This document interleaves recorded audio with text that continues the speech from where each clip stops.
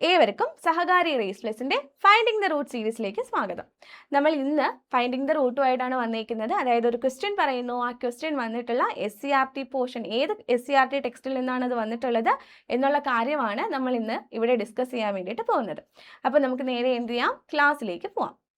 കുടുംബശ്രീ പദ്ധതിയുടെ പ്രധാനപ്പെട്ട ലക്ഷ്യങ്ങൾ. ഒന്നാമത് പറയുന്നു ദാരിദ്ര്യ നിർമ്മാർജ്ജനം, ശിശു പോഷക ആഹാരം, വനിതാ ശാക്തീകരണം, വായ്പാ വിതരണം. ഇതിൽ കുടുംബശ്രീയുടെ പ്രധാനപ്പെട്ട ലക്ഷ്യങ്ങൾ ഏതൊക്കെയാണ് എന്നാണ് നമ്മളോട് ചോദിച്ചിരിക്കുന്നത്. ഓക്കെ, ക്വസ്റ്റ്യൻ ഒന്നുകൂടെ ശ്രദ്ധിച്ചേ. കുടുംബശ്രീ പദ്ധതിയുടെ പ്രധാനപ്പെട്ട ലക്ഷ്യങ്ങൾ. ഒന്നെന്ന് പറയുന്നു ദാരിദ്ര്യ നിർമ്മാർജ്ജനം, രണ്ടാമത്തെ സ്റ്റേറ്റ്മെന്റ് പറയുന്നു ശിശു പോഷക ആഹാരം, 3 വനിതാ ശാക്തീകരണം, 4 വായ്പാ വിതരണം. നോക്കിക്കോ, നമ്മളോട് ചോദിച്ചിരിക്കുന്നത് കുടുംബശ്രീ പദ്ധതിയുമായി ബന്ധപ്പെട്ട പ്രധാന ലക്ഷ്യങ്ങൾ ഏതൊക്കെയാണ് എന്നാണ്. എടാ, ഈ ഒരു ക്വസ്റ്റ്യൻ വന്നേക്കുന്നത് നോക്കിക്കോ, നമ്മുടെ ഇപ്പം ഞാൻ ഇതിൽ എടുത്തു വെച്ചേക്കുന്നത് പുതിയ ടെക്സ്റ്റ് ബുക്കിലെ 7ാമത്തെ ചാപ്റ്റർ, സോഷ്യൽ സയൻസിലെ 7ാമത്തെ ചാപ്റ്റർ ആയ ഭക്ഷ്യോൽപാദനം മുതൽ ഭക്ഷ്യ സുരക്ഷ വരെ, ആ ഒരു ചാപ്റ്ററിൽ നിന്നുള്ള ഭാഗമാണ് ഞാൻ ഇപ്പോൾ ഇവിടെ വെച്ചേക്കുന്നത്. ഈ സെയിം കണ്ടന്റ് തന്നെ നമ്മുടെ പഴയ ടെക്സ്റ്റ് ബുക്കിലും ഉണ്ട്. അപ്പോൾ കണ്ടന്റ് രണ്ടും സെയിം ആണ്. പഴയ ടെക്സ്റ്റ് ബുക്കിലായിക്കോട്ടെ പുതിയ ടെക്സ്റ്റ് ബുക്കിലായിക്കോട്ടെ നിങ്ങൾ പഠിക്കുന്ന കാര്യം, കണ്ടന്റ് ചിലപ്പോൾ സെന്റൻസിൽ അങ്ങോട്ടും ഇങ്ങോട്ടും വ്യത്യാസം വരുമെങ്കിലും കണ്ടന്റ് എന്താണ്, കണ്ടന്റ് ഒരേപോലെയാണ്. അപ്പോൾ അതുകൊണ്ട് നമ്മളിപ്പോൾ ഫോളോ ചെയ്യുന്നത് പുതിയ ടെക്സ്റ്റ് ബുക്ക് ആയതുകൊണ്ടാണ് ഇവിടെ എന്ത് ചെയ്തേക്കുന്നത്, ഞാൻ പുതിയ ടെക്സ്റ്റ് ബുക്കിന്റെ സ്ക്രീൻഷോട്ട് വെച്ചേക്കുന്നത്.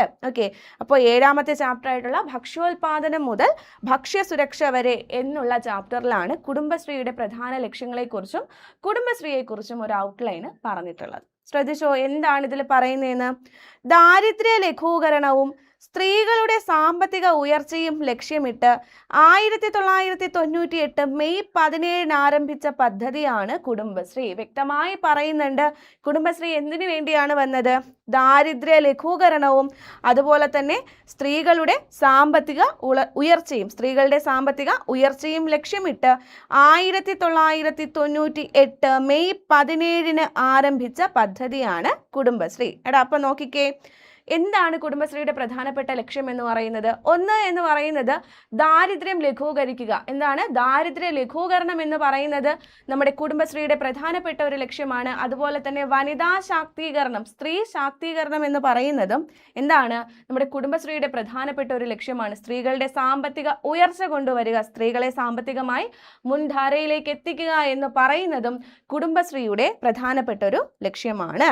നോക്കിക്കോ, സാമൂഹ്യ ജീവിതത്തിന്റെ ഭൂരിഭാഗം മേഖലകളിലും ഈ പ്രസ്ഥാനം വ്യാപിച്ചു കഴിഞ്ഞു. ശരിയാണ്, നമ്മൾ നമ്മുടെ സ്വന്തം വീടുകളിൽ നോക്കിയാൽ മതി, എല്ലാ സ്ഥലങ്ങളിലും എന്തുണ്ട്, എല്ലായിടത്തും കുടുംബശ്രീ ഉണ്ട്. കുടുംബശ്രീയിൽ അംഗമായിട്ടുള്ള അമ്മമാരും ചേച്ചിമാരും ഒക്കെ നമ്മുടെ ചുറ്റുമുണ്ട്. എന്തിനു വേണ്ടിയിട്ടാണ്? ദാരിദ്ര്യ നിർമ്മാർജ്ജനം, അതുപോലെ തന്നെ വനിതാ ശാക്തീകരണം, വനിതകളുടെ സാമ്പത്തിക സുരക്ഷ ഉറപ്പാക്കൽ, ഇതെല്ലാം കുടുംബശ്രീയുടെ ലക്ഷ്യമാണ്. 1998 മെയ് 17 കുടുംബശ്രീ വരുന്നത്. നോക്കിക്കേ, ഷീ സ്റ്റാർട്ട്സ്, ജനകീയ ഹോട്ടലുകൾ, കൊച്ചി മെട്രോ സർവീസ്, കേരളത്തിലെ ആദ്യത്തെ വാട്ടർ മെട്രോ സർവീസ് എന്നിവയിലും കുടുംബശ്രീ അംഗങ്ങൾ തൊഴിലെടുക്കുന്നു. അപ്പൊ ഈ പറയുന്ന എല്ലാ മേഖലകളിലും ആരുണ്ട്? കുടുംബശ്രീ അംഗങ്ങൾ പണിയെടുക്കുന്നുണ്ട്. എവിടെയൊക്കെയാണ്? ഷീ സ്റ്റാർട്ട്സ് എന്ന് പറയുന്ന സംരംഭത്തിൽ, അതുപോലെ തന്നെ ജനകീയ ഹോട്ടലുകളിൽ, കൊച്ചി മെട്രോ സർവീസിൽ, കേരളത്തിലെ ആദ്യത്തെ മെട്രോ സർവീസിൽ, ഇവയിലെല്ലാം ആരുണ്ട്?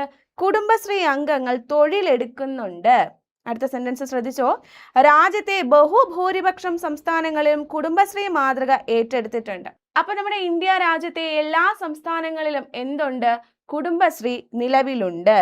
കുടുംബശ്രീയുടെ അനുഭവങ്ങളും നേട്ടങ്ങളും ദാരിദ്ര്യ നിർമ്മാർജ്ജനത്തിനും വൈജ്ഞാനിക സമ്പദ് വ്യവസ്ഥ സൃഷ്ടിക്കുന്നതിനും സാമൂഹ്യ മൂലധന സമാഹരണത്തിനും സഹായകമാണ്.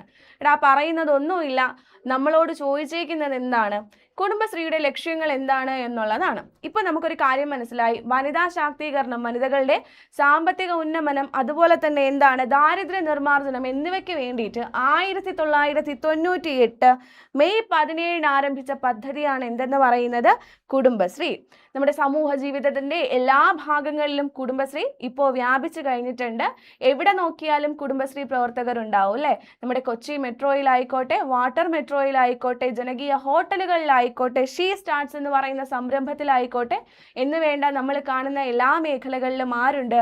കുടുംബശ്രീ പ്രവർത്തകരുണ്ട്. അവരെന്താണ് ചെയ്യുന്നത്? അവർ ദാരിദ്ര്യ നിർമ്മാർജ്ജനത്തിനും അതുപോലെ തന്നെ വൈജ്ഞാനിക സമ്പദ് വ്യവസ്ഥ സൃഷ്ടിക്കുന്നതിനും സാമൂഹ്യ മൂലധന സമാഹരണത്തിനും ഒക്കെ ഈ കുടുംബശ്രീ പ്രവർത്തകർ എന്ത് ചെയ്യുന്നുണ്ട്, സഹായിക്കുന്നുണ്ട്. ഇനി നമുക്ക് നേരെ ക്വസ്റ്റ്യനിലേക്ക് വരാം. നമ്മളോട് ചോദിച്ചിരിക്കുന്ന ക്വസ്റ്റ്യൻ എന്താണ്? കുടുംബശ്രീ പദ്ധതിയുടെ പ്രധാനപ്പെട്ട ലക്ഷ്യങ്ങൾ ഏത്?